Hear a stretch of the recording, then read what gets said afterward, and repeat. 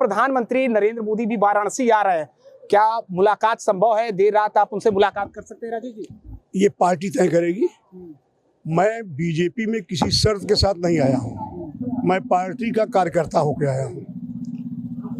BJP के सारे system को समझने में थोड़ा सा वक्त लगेगा।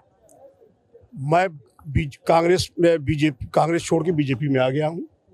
यदि संगठन कहेगा कि आपको मिलना है तो मिलूंगा, नहीं कहेगा तो मेरा अलग से कुछ वो नहीं। राजेश जी, सीटों को लेकर लगातार चर्चा जारी है, कुछ प्राथमिकता आपकी भी है। खैर, एक राजनेता का एक होता है विषय कि कहीं ना कहीं चुनावी दौर में वो भी मैदान में होना चाहते हैं। आपकी भी इच्छा है कि आप भी चुनावी मैदान में हो, पूर्वांचल की किसी सीट से चुनाव लड़े? अच्छा, राजनीति में चुनाव लड़ना कोई गुनाह तो है नहीं जी। और कुछ लोगों का होता है कि चॉइस होती है कि मैं यहीं से लड़ूंगा तो जीतूंगा।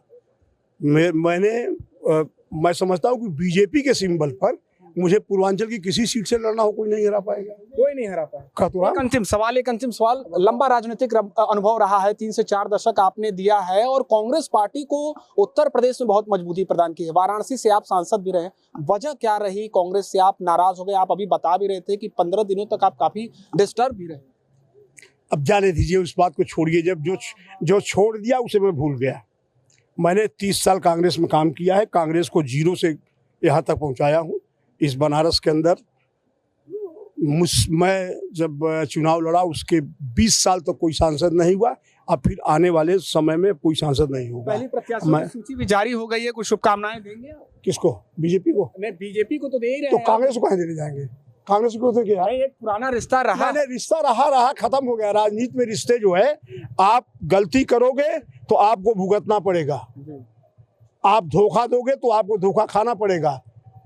तो रिश्ते राजनीति में व्यक्तिगत रिश्ते सबसे होते हैं, लेकिन इसका मतलब ये थोड़ी नहीं कि मैं बीजेपी को जिताने के लिए आया हूँ कि मैं कांग्रेस के कैंडिडेटों को शुभकामना देने के लिए आया हूँ कि एक एजेंट तक नहीं मिलेंगे वाराणसी के। मैंने ये कहा कि 95% सीटों पे भाई मैं जान रहा हूँ ना, यहाँ कांग्रेसी कौन है, एजेंट कौन खोजता है।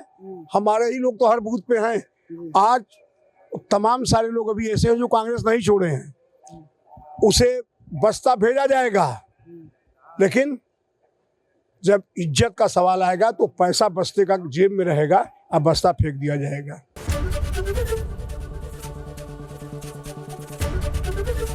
एबीपी गंगा, खबर आपकी, जुबान आपकी।